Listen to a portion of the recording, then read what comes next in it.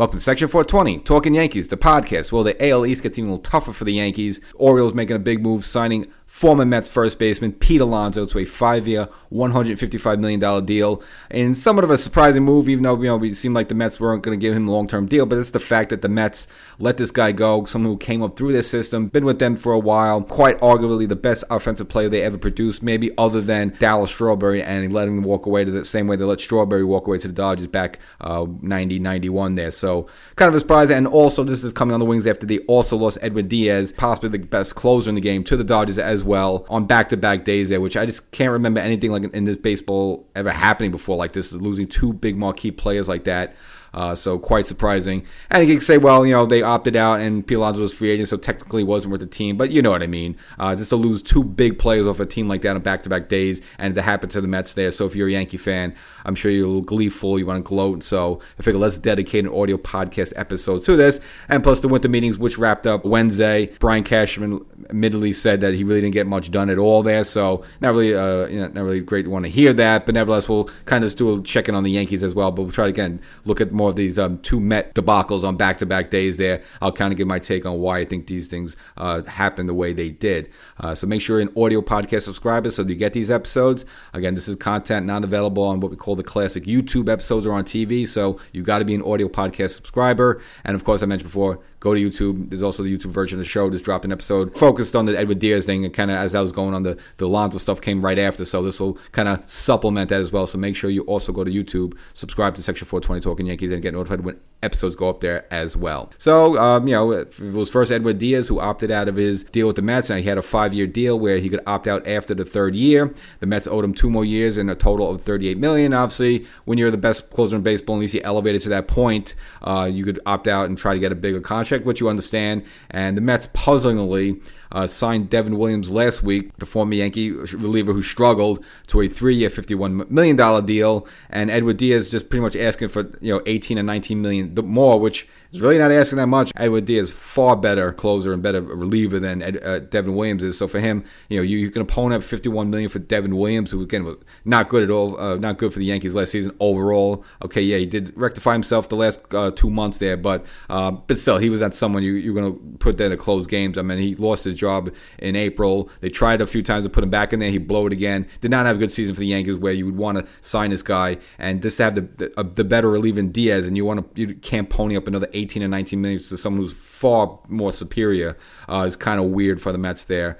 So he ends up going to the Dodgers, 3 years at $69 million, and supposedly the Met offer was 3 years at $66 million. So the Dodgers basically outbidded the Mets by $1 million per year. So you figure Stephen Cohen, the deep pockets, all the money shelled out for Soto, and that 1-year deal for Verlander that went, they ended up trading away for $50 million and ponying up like another $50 million for Scherzer. Again, when he first came, he had kind of thrown all his money around. He couldn't scratch up another $4 or $5 million for Edwin Diaz, the best closer in the game right now. So very weird there, and supposedly Edwin Diaz wasn't too happy with the whole Devin Williams joining the team as a sort of a plan B. Supposedly it was kind of insulted, and there's a lot of back and forth stories that even after the Dodgers offered 69, supposedly Edwin Diaz didn't really call the Mets back and try to get them to at least bid a little higher there. So it seemed like Diaz was more than happy to wanting to leave, which is kind of weird because he kind of had an identity with the Mets. He was always a raw young talent with Seattle, came over here with the Cano trade, and then put a good couple of years together where you would say he was probably one of the top closers or like top 2 or 3 in the game. And then you figure the Mets would want to reward him. I know he's 32. He's not a spring chicken, but he's not old. And the guy throws 99, 100 miles per hour. So, all right, even if you give him a 4-year deal, all right, maybe he loses a mile or 2 per hour on the fastball, perhaps. I don't think he's going to be garbage in 3 or 4 years. So I think committing to him for 3 or 4 years wouldn't be a terrible deal for the Mets there. Now, if the guy's 35, you figure, all right, look, 35, I'm not, that's a little different story. When he's going to be 32 next season, I still think he's going to be on top of his game. This doesn't make sense to let him walk to the Dodgers, team that's loaded already, coming off back-to-back World Series, and now they just added probably the best closer in baseball. And you're the Mets trying to chase the Dodgers. Well, now how do you chase them when the bullpen's collectively not good to begin with, starting rotation's not good to begin with? That was the main reason for the Mets' collapse in the second half. And your best asset, your best piece, you let walk away to the Dodgers just for $3 more million there. So very puzzling on that front. And just the fact that you think somehow Devin Williams is going to be able to step in his shoe and be as effective. Well, again, I don't know. Maybe they weren't watching watched any Yankee games last season when he couldn't close games, lost the high leverage innings, and okay, he got a little bit better, in August and September, and the couple postseason games he was put in, he didn't spit the bed there, so he did okay there, but not to the point where you would feel comfortable as Edwin Diaz, as your closer there. So the whole thing's kind of weird, which then gets into the Pete Alonso thing the next day. Orioles land him for a 5-year deal for $155 million, where the Mets seemingly didn't make the guy an offer. Now, they obviously, Pete opted out of this deal last year. The Mets were able to get him to come back for 1 year at a 1-year kind of restructured deal, but after that, looks like the Mets had no interest in signing him at all. And the whole idea is that David Stearns, the GM, the former Brewer GM, and that's kind of why, probably I'm sure more than why he wanted Devin Williams there, kind of collect some of his old players. And I realize it's not the same Devin Williams from 2023, 2024, but I guess David Stearns doesn't realize that yet. Supposedly he has this thing that he doesn't believe in spending money on power hitting first baseman. I guess he wants to dev money in other areas. Again, that's sort of his philosophy. So if that's the philosophy, you can understand it. But still, you have to understand from the Met fan perspective. Again, Mets have had a lot of lean years, and they haven't produced a ton of great players. I mean, just very far and few. Obviously, I mentioned Darryl Strawberry. You could probably say the greatest offensive player they ever produced, but Pete Alonso might be even better than him. And just look at obviously Darryl's, we would never know what he truly could have been. Obviously, got in trouble with all the drugs and all that other stuff and the partying, so he never lived up to his full potential, and even he regrets taking that contract to go to the Dodgers and leave the Mets, but that was just a whole different situation at that time. And of course, David Wright, really good career, but unfortunately had the back issues. He had to be cut short, and Jose Reyes had a kind of bit of a flash in the pan, and obviously he started having problems with his legs and just wasn't the same player. But of all of them, you could definitely say it. Pete Alonso is probably the greatest offensive player the Mets produced. 31 years old, he's not like an old dog. Even if you offered him a 5-year deal, okay, you got him on the hook till he's 36, 37. I mean, it's not gross, even if that last year or two is not plagued with injuries and, kind of poor performance, and he's not the same player. Okay, but that's pretty much every free agent contract like that. I mean, very little you get, if you sign someone to a 5-year deal, a 4-year deal, a 7-year deal, those last 2 years are always going to be a little skimpy anyway. So it wouldn't have been out of the realm for them to lock him up at age 31. I kind of understand if they have a certain philosophy and Stern wants to put those resources and money in other areas and not a power hitting first baseman. I guess that's his philosophy, but it's just a hard sell for the Met fans who've seen players like Darryl walk away, seen Tom Seaver get traded away, and again had some unfortunate situations with people like Jose Reyes and David Wright with injury. And then they have a guy who's a good slugger. Is he Aaron Judge? No, but he's got power. He's an okay first baseman. I mean, he's not great. He's not terrible. He's not garbage. Not really good at throwing the ball to second base when we get those 6-4-3, 6-4-6, whatever, 3-4, the double plays and all that stuff.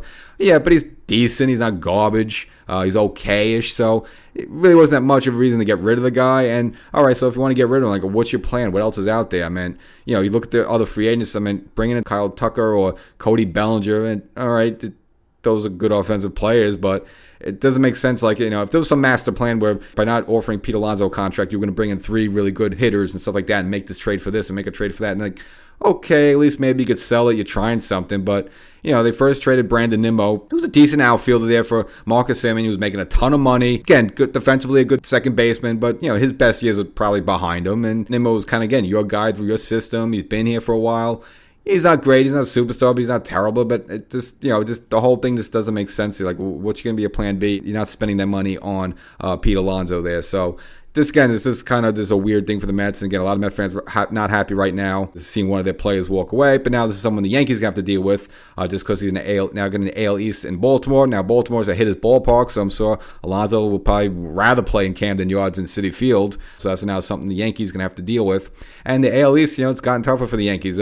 Red Sox seemingly haven't made any great moves. I mean, they did add Sonny Gray, and you saw Blue Jays also adding a pitcher to their starting rotation, Dylan Cease. Yankees haven't really do much in terms of adding that much. Obviously, they've tried to been more retaining during the winter meetings. Of course, the qualifying order Trent Grisham, re-signing Ryan Yarbrough, as well as re-signing Tim Hill. So the Yankees haven't really made any moves in terms of adding anybody. It's just more retaining some folks and let some other players walk away. And as mentioned at the top, they Cash mentioned really he didn't get much done during his winter meetings. He kind of described I kind of covered this in the YouTube episode most recently. A lot of the Bellinger talks have just been moving at a slow pace, a glacier pace, as he's been saying. He mentioned that he's in frequent contact with Scott Boras there, but seemingly nothing's really pulled out on the trigger. I'm sure they're probably just waiting for some more of these guys to come off the board. But Kyle Schwarber came off the board, 5 years, 150. Now Pete Alonso's off the board, 5 years at 155. So really the next two pieces is probably going to either be Tucker or Bellinger, and it seems that since they're both outfielders, probably once one shoe drops on one of them, probably the other shoe drop on the other there. So it's just going to see who's going to go after one fast. And a lot of the media speculation and figured it's going to be for at least Bellinger, either one of the New York teams or the Toronto Blue Jays.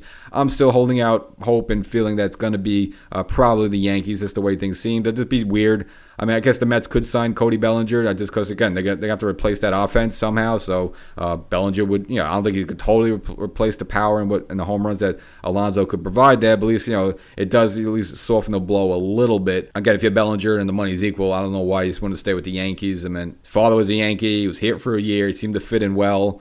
Yeah, you can always go to a new place. They offer a few more bucks there, but because the way things are looking right now, it seemed like it had a deep pockets for Soto and some other players like Scherzer and Verlander, but not deep pockets for players who are right now in their prime and gettable. And again, they let Diaz walk, and seemingly didn't even seem like bother even offering Pete Alonso a contract there. We haven't heard any rumors that the Mets offered anything. Just kind of let one of their marquee players who they produce just walk away like that at age 31 there. So a lot of head scratching there on that front. So I guess this, long story short, the AL East is, just getting a little tougher. And Red Sox making a couple of moves there. Toronto Blue Jays making a move. Now the Orioles making a move. So eventually I figure the Yankees are going to do something. We talk about some trade possibilities, but even Cashman mentioned that what the Yankees were offering and what other teams are asking from the Yankees, and it seemed there could be much of a match there. So really the move is going to be whether Bellinger's back with the Yankees next season or not, and that's probably going to be the big story. Don't really see anything else going there. I don't see any other trades to the starting rotation. And of course, he goes pick up some bullpen guys along the way. So you might see some spring training invites, a minor league contract to somebody, see if they make the teams, little knick-knack moves I like to call them. But really the big move is going to be whether Bellinger's not back or not. And I'm not going to get on the whole rant. I kind of did it here on the previous audio podcast episode, also shared it as well on the YouTube TV episode that, if they don't sign Bellinger, I'm okay just starting the season again with Jason Dominguez in left field and to see where it takes you. And if you got to make a move at the trade deadline, you make a move at the trade deadline. But I don't think they should give Bellinger more than 6 years. If you want some sort of ridiculous contract per year like that, he's a really good player. He's a great player, but he's not the MVP player anymore. He's not that Bellinger. I know he hit like 29 home runs and 98 RBIs. That looks good, but a lot of that's also when you're hitting good in a team that's also mashing home runs up and down the lineup. And I didn't feel like there was any point of last season where Bellinger was quote unquote carrying the team and he got hot there and you couldn't get him out. So I always say, again, if you could lose with him, you could win without him there. So hopefully both sides could come together on a fair deal. And as long as the number's not ridiculous, the Yankees should be able to retain Bellinger. But that remains to be seen. Catch you next time.